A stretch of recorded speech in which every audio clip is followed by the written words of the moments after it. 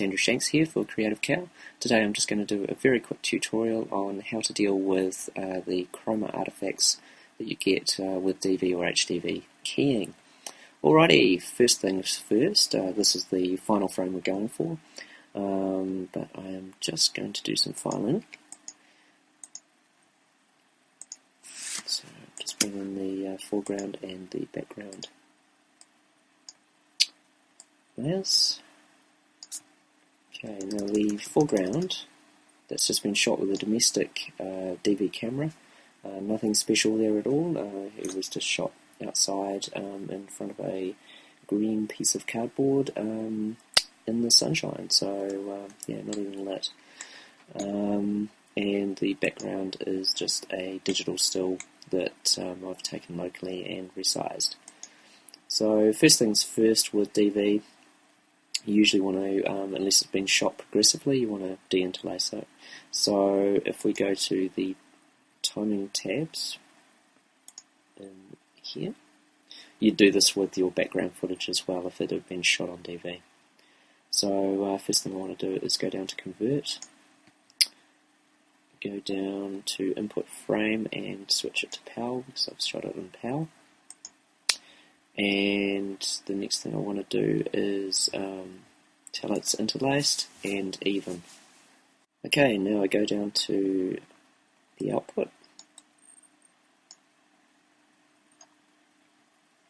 and we go to the output and we just make sure that it is again on PAL, but we don't want it to be interlaced to output.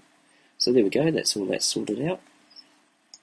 Now let's have a look at why DV is so nasty. If I have a quick look at the blue channel, which is usually the noisiest channel, you'll see this stair-stepping business. It's really chunky sort of blocks around the edges, which of course is going to make our key look very blocky and noisy and nasty. So this is our inherent problem.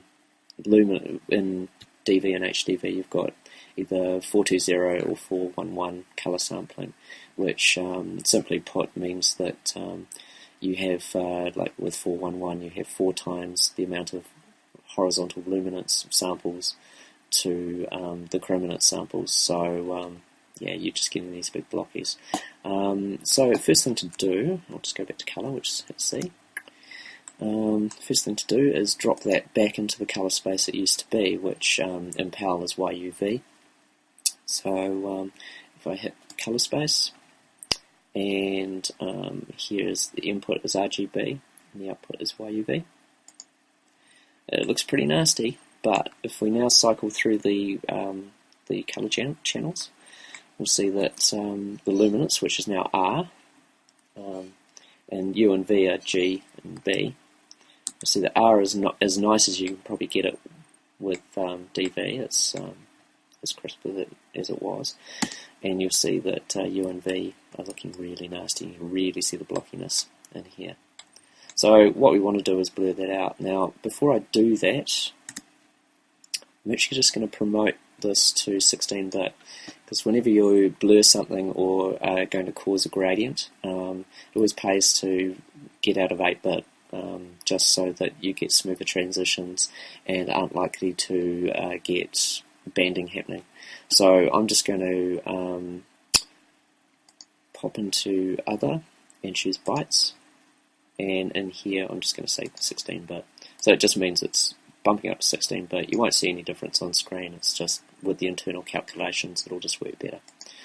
So back down to here, and if we go Filter and Blur, if I go back to that B, which is our V channel, and if we just come down here, we want it to leave effectively the Y channel alone and just blur those two. So in doing that, I better come down here and tell it just to blur the G and V channels, which are the U and V channels. So we do that, and now when we blur this up a bit, and if we cycle through the channels again, R, which is Y, it hasn't been touched, but the other 2 channels are nice and blurry. So if we go back to colour, just see on the keyboard, it's looking a bit bizarre and weird colours. So what we need to do is put it back into RGB.